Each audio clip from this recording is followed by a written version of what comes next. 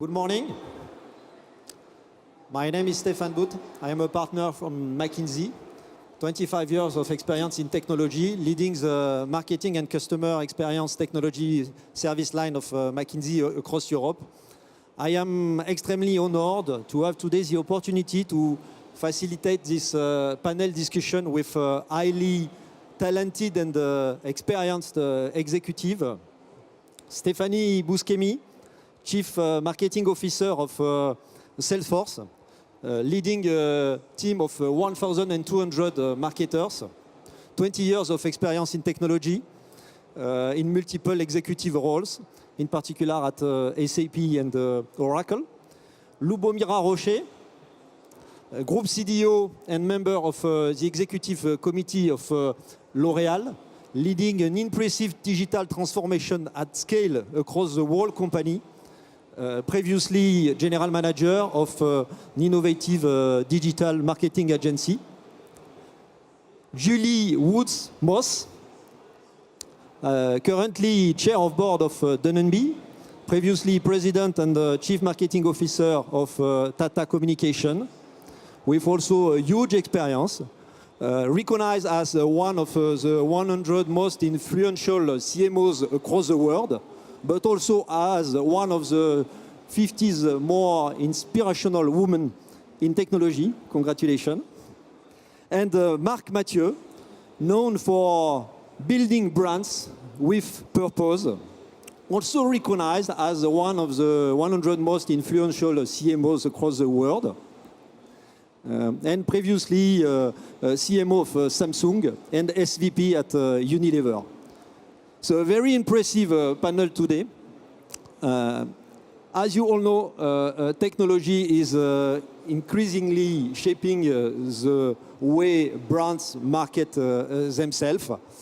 And it's extremely important to understand how marketers are adapting their way of working, transforming their teams, transforming their skills, and also, of course, leveraging those new technologies. So let's discuss today around that topic. What is the next smart play for marketers? Just before starting this discussion, let's have a poll, a quick poll together with the audience. You will see in a few seconds a question. If you have your VivaTech application with you, you should see a question, and we would like to have your opinion on how many ads is the average person exposed daily across different countries. 10, 40, 100, 400, 1,000, more. Let's please do this poll together and let's share the result in a few minutes. In the meantime, let's start the discussion, and maybe let's start by discussing around large versus targeting marketing campaigns. Of course, most companies have historically shaped and executed global, large-scale marketing campaigns, but most of the growth is now coming from granular pockets, requiring tailored and personalized messages. So, Marc, we would be very interested to have your opinion on this trend, and in particular, in what extent large-scale marketing campaigns have still a place today.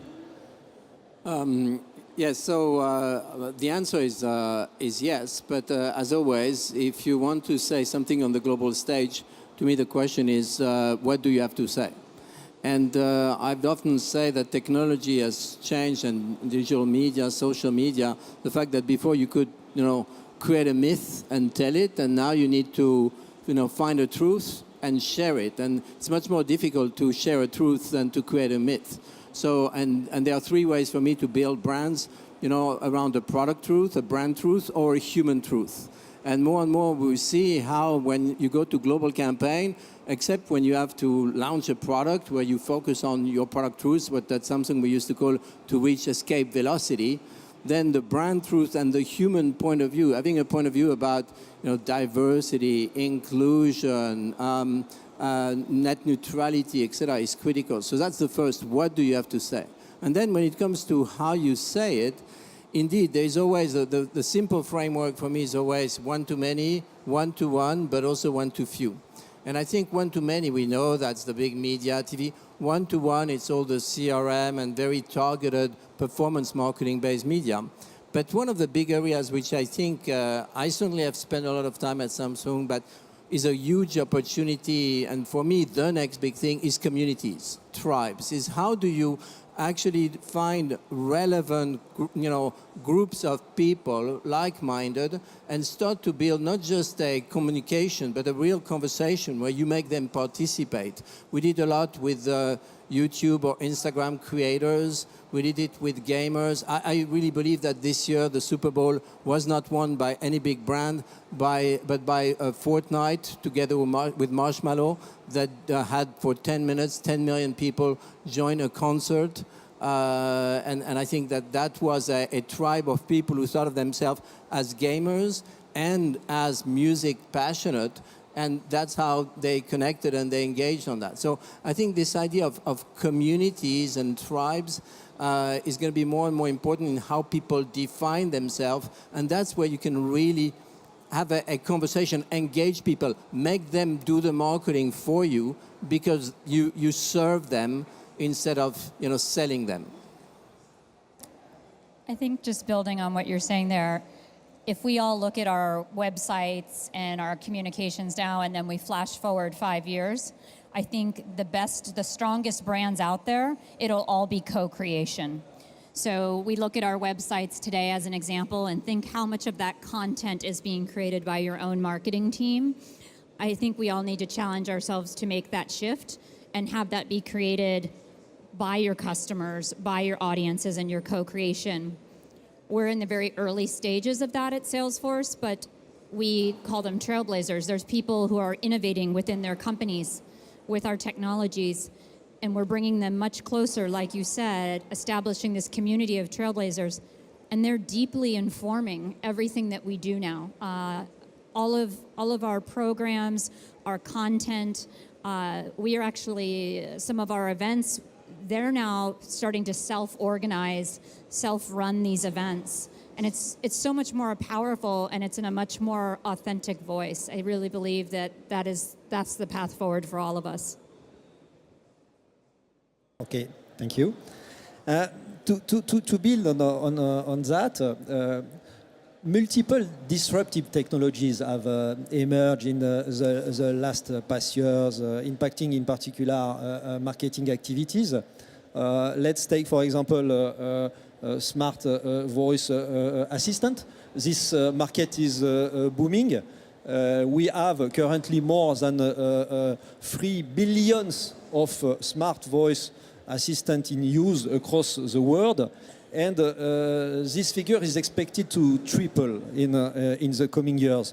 Spotify, for example, has recently announced the launch of audio-based ads at scale, leveraging those technologies. Lubomira, we would be very happy to have your opinion on those disruptive technologies, and in particular the ones that are going really to transform the marketing approaches of companies such as L'Oréal. So I think I would twist the question a little bit and saying that the key question is not technology but consumer. I would say that you always have to start from the consumer, and the way we see it, that consumer of today have obviously profoundly changed. That's not new. But what is interesting is that the consumer is not digital, the consumer is not physical. We call it the phygital consumer. And what we see is that technologies and digital is reshaping the whole value chain of the company. So this is very much what we are like showing off at the booth in VivaTech about L'Oréal. And the way we see it is that technology have changed the whole value chain, starting from the way we get insights. Very simply, we use data and AI to understand better at scale.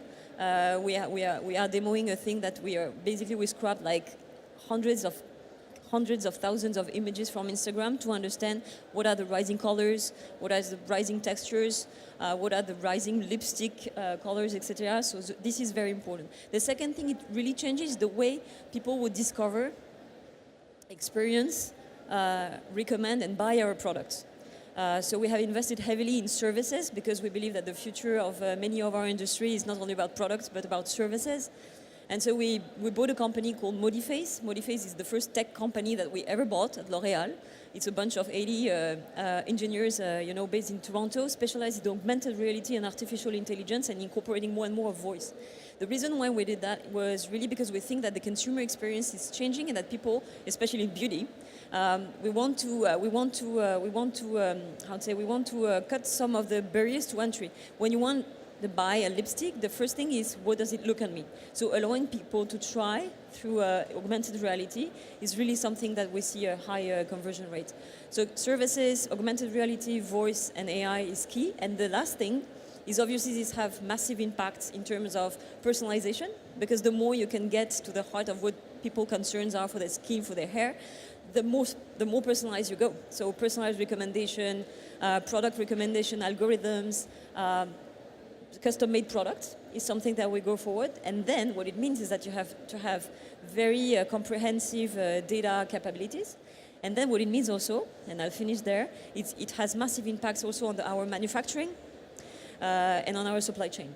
And manufacturing and supply chain, we are showing also the first mini factory that is conceived especially for e-commerce. So it goes up to 22,000 shades of foundation that you can routinely order online and receive online. So data and AI, voice AR and AR for services. Then obviously personalization and everything around consumer data and manufacturing 4.0. And Stéphane, like most CMOs, I probably like all the technology. Jesko from McKinsey this morning talked about innovation for business, not innovation for excitement.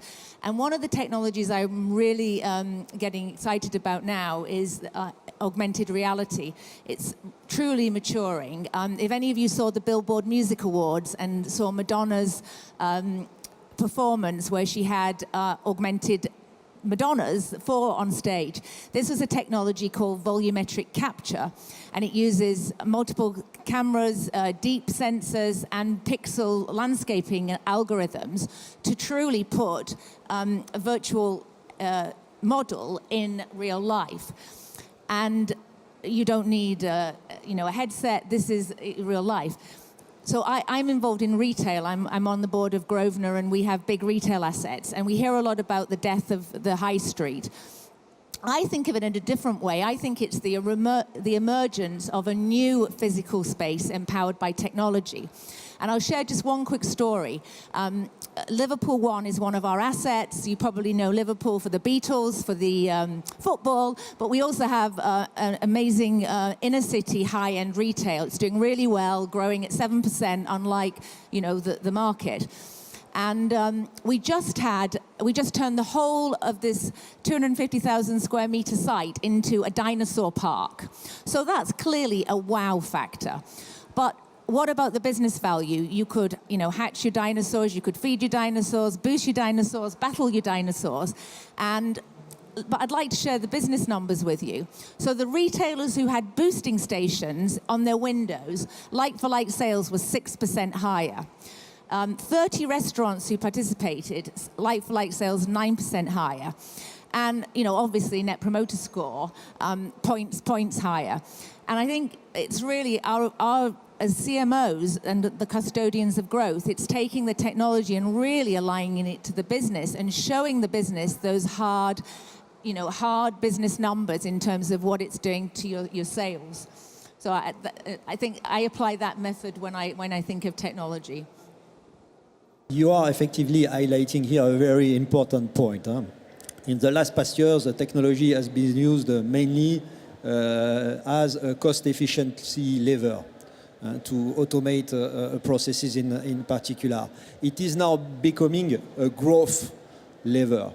And a growth lever impacting multiple dimensions, offering the opportunity to create new channels, digital channels, but also offering the opportunity to optimize marketing, sales, and customer service activities. And in addition, also offering the opportunity to develop new products and services as exposed by Lubomira, tech-enabled product and services. And of course, CMOs have a central role to play in this, I would say, new, in the ability to capture this new potential of technology. Let's maybe now discuss a bit around social media marketing. It's a very important topic for marketers. In US, for example, social media spend is representing about 15% of the marketing spend, and this spend is increasing more or less by 10% every year.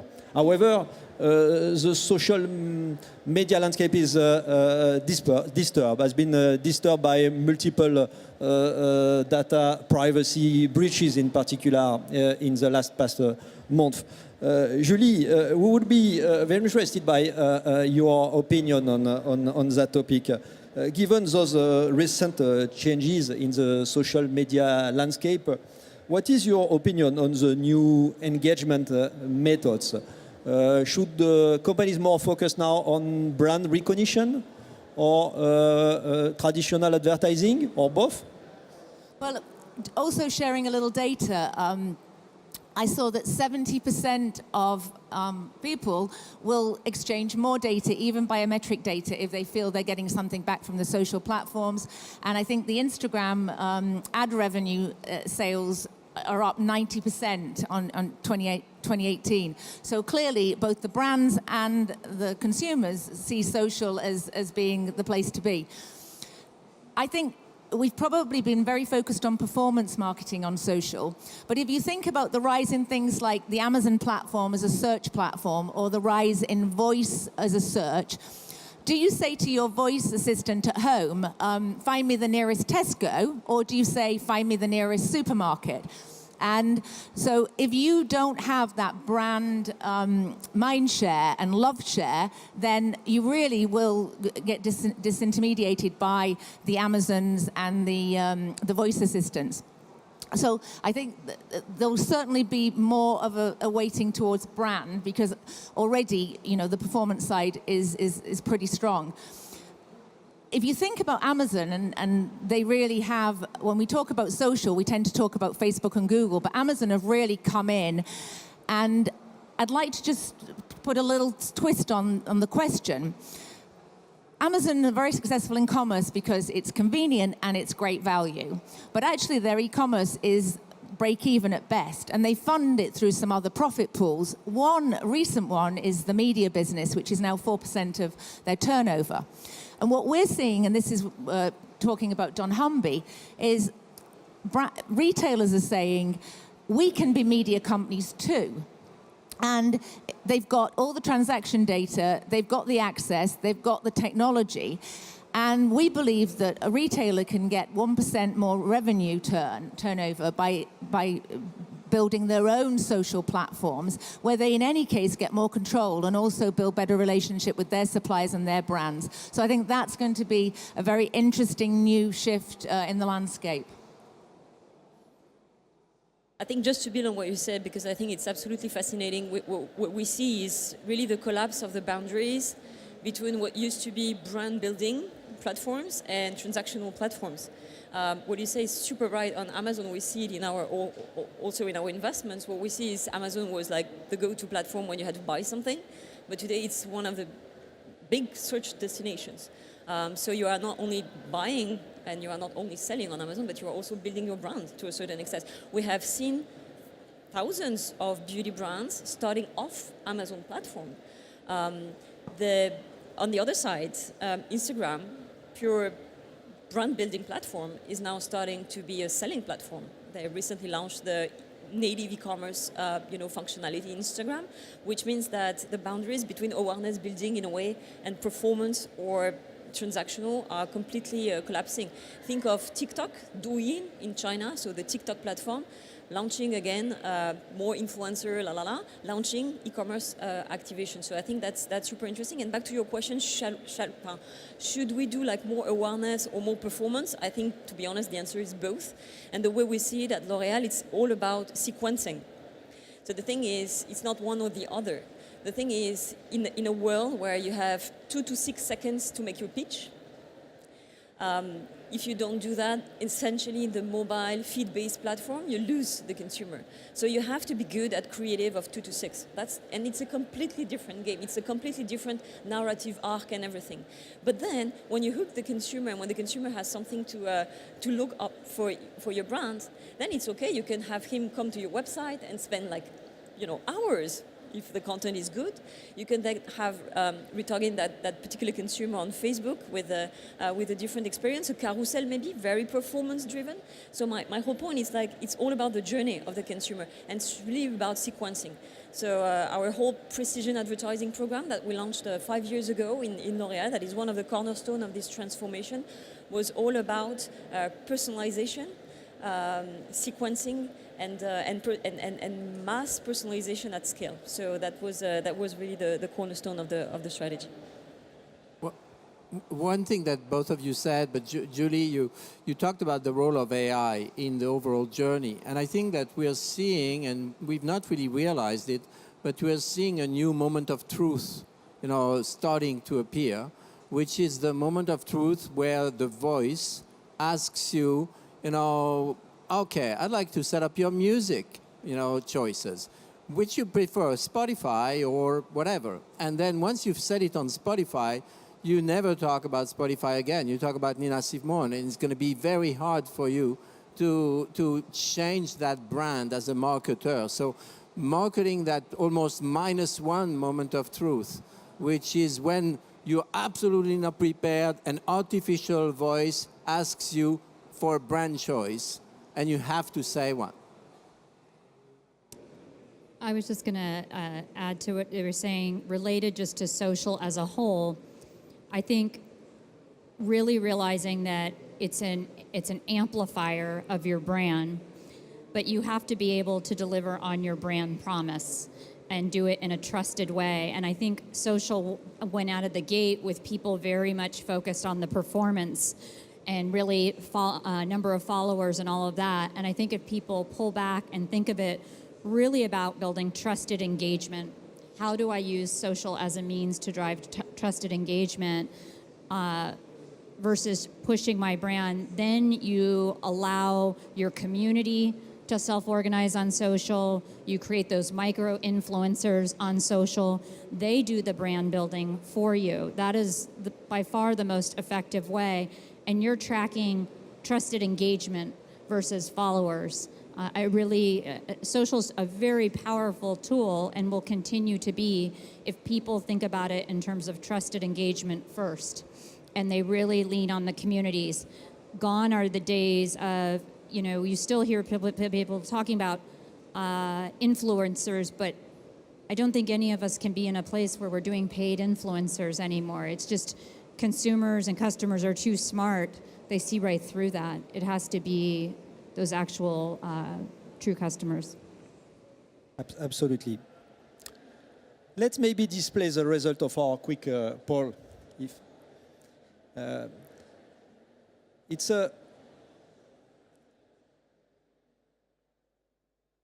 it's possible to display the result of our quick poll. Thank you. Yeah, thank you.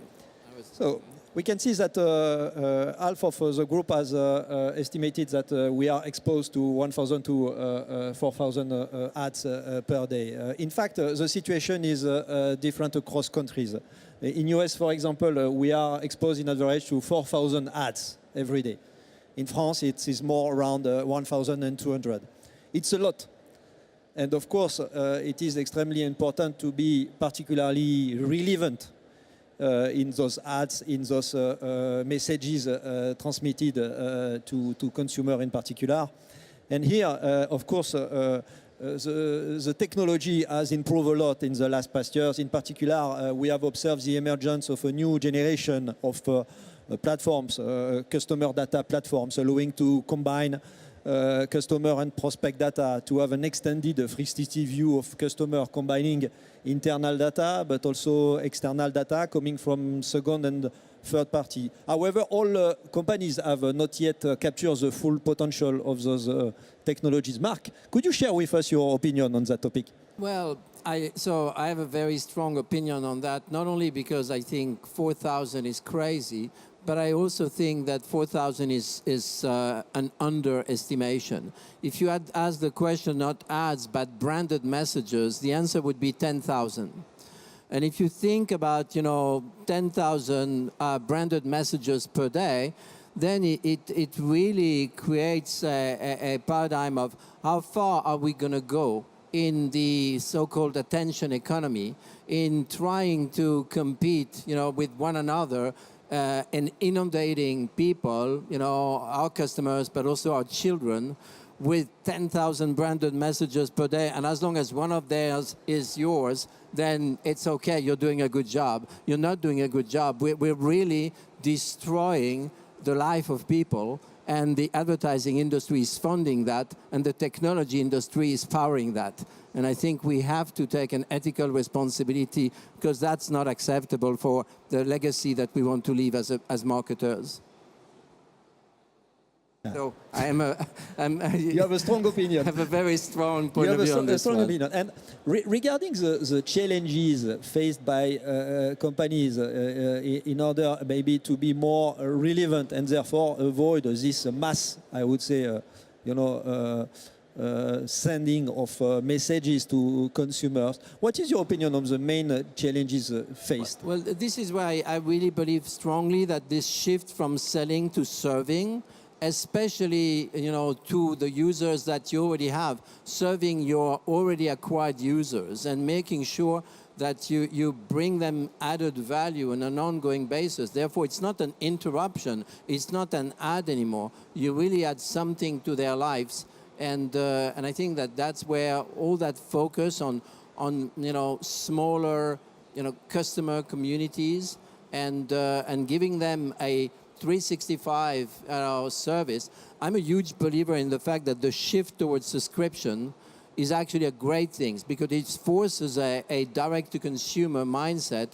Instead of a branded interruption, you build an ongoing relationship, and you very quickly know when the customer is not with you anymore because they stop the subscription.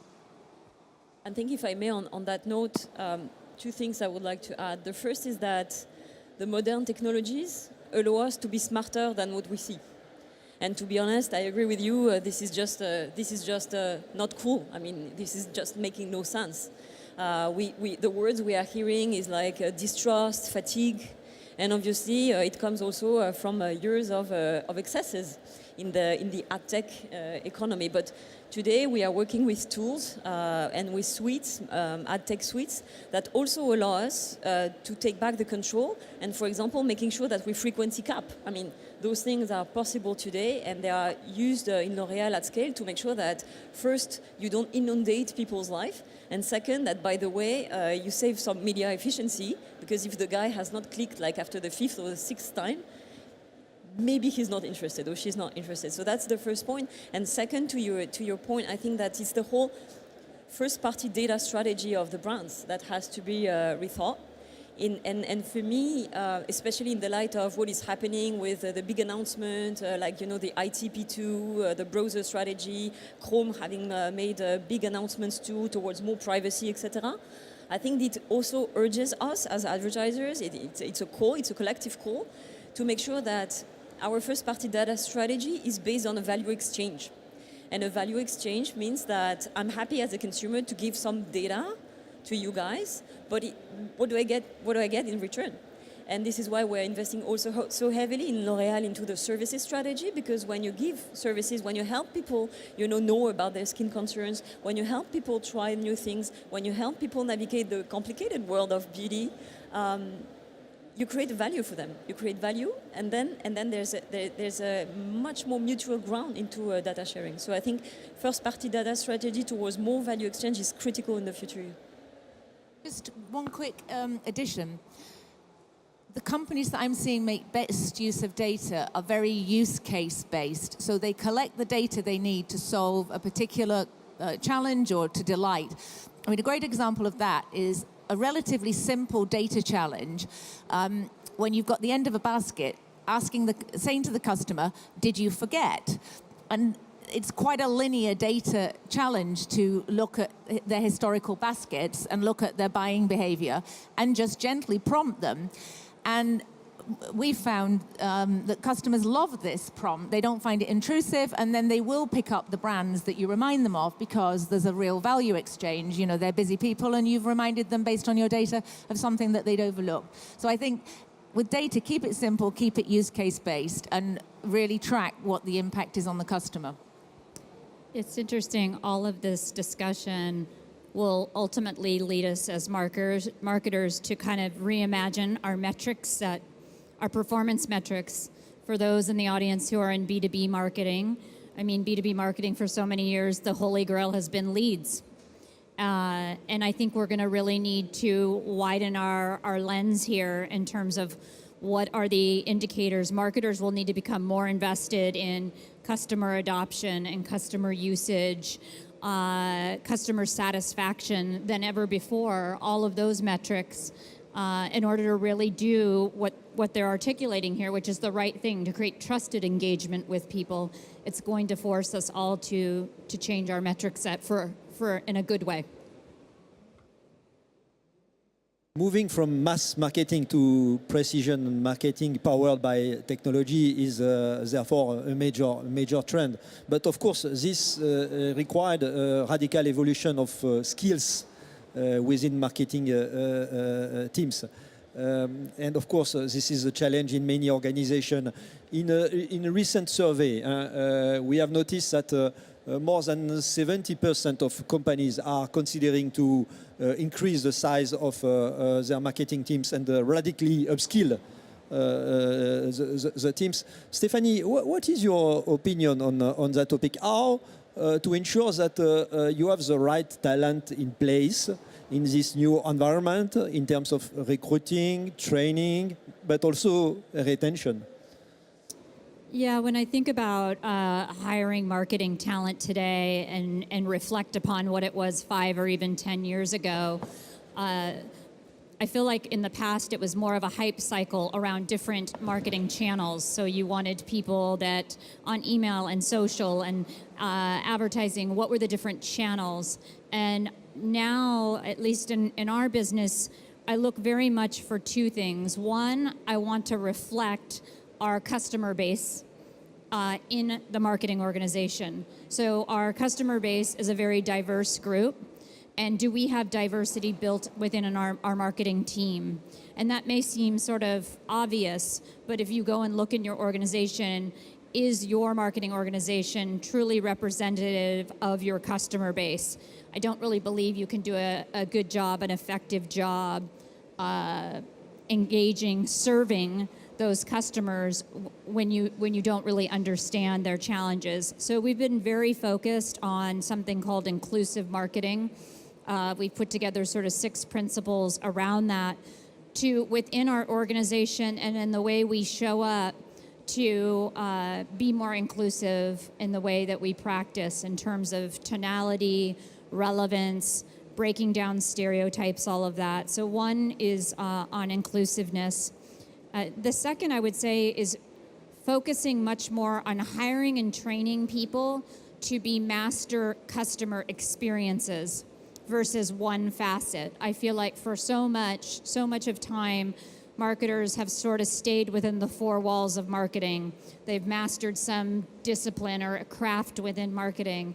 And I really believe the best marketers now are those who go beyond the 4 walls of marketing and really understand all of the customer touch points. So we're doing a lot of cross-training and skilling up that people really become practitioners and deeply understand all of the customer touch points so that they ultimately become better orchestrators of that customer engagement and personalization. No, and I think also it's a matter as it becomes more and more sophisticated and difficult, there is a temptation to hire more specialists. And then what you need is to blend them with the ability of complementing them, making them really work as a team so that they are not siloed. And to me, that's the biggest challenge that we have as people become more and more experts of various marketing verticals. How do you build a culture of behaving as one team? And I've always looked for, very, very good experts in every specific field. But then I really think there is a huge work of the CMO to actually create the culture that makes people collaborate, not compete as one team, and believe that together they can achieve more than individually. You said something really powerful about serving. And I think building that culture that while they're experts in their marketing verticals, if the DNA of the marketing organization is about serving, and it's always be helping versus always be selling and always be marketing, and how do you build that to knock down silos within the organization? One thing I was lucky at Samsung, we had something which is rare actually. We had a building in the meatpacking in New York. Samsung still has, but given I've left, I say we had. But where the top 3 floors were the marketing headquarters, and the bottom 3 floors was the marketing experience center. So you really had the people you serve, right under your offices, and that was kind of like the proof, in the pudding, to make sure that we were serving customers right. I think one key word in what I'm hearing is integration, and I think that digital has profoundly transformed marketing, and as I often say, it's not about digital marketing, it's about marketing at the digital age. So what we did in L'Oréal is also that we went for no silo. I mean, when you transform a company, you have 2 options. One is to keep the experts in one corner and the other guys in the other corner. And if you do that, what happens is that you don't transform anything. So the choices we did was we integrated from the start digital expertise within marketing, digital expertise within communication, digital expertise within commerce.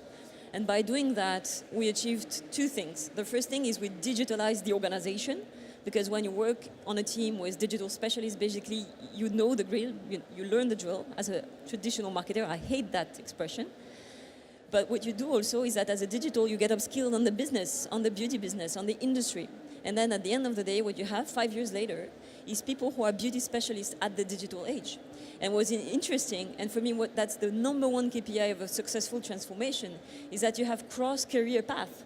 So you have people coming from, traditional marketing, which I hate that expression, going to be chief digital officers of some of our brands or some of our countries. So people without a digital background becoming chief digital officers, and the opposite route is being taken also, which is to have people coming from digital expertise and digital background taking business positions or marketing positions. And so I think this is where when you achieve this blending, this level of blending, you know that you're on the good track in terms of transformation. Stéphane, we started the day, we're talking about the growth mindset and McKinsey's research. There's some complementary research that talked about the culture of the marketing organization, and it was built very similar to your research. 3 things. 1, performance. People have to know what's expected of them. 2, curiosity, because that's a proxy for innovation. And 3, caring, because that's a proxy for risk-taking. And I think Marc talked very eloquently about this need to get people working together, and having that culture of those 3 pillars I found to be very effective. Thank you. Thank you. Just to conclude this discussion, I would like to thank you for your very concrete, very interesting insight. Your experience regarding how to leverage technology and meet the new expectation of the new generation of customers is extremely impressive. So thanks a lot for that discussion. It was a great discussion. Thank you very much.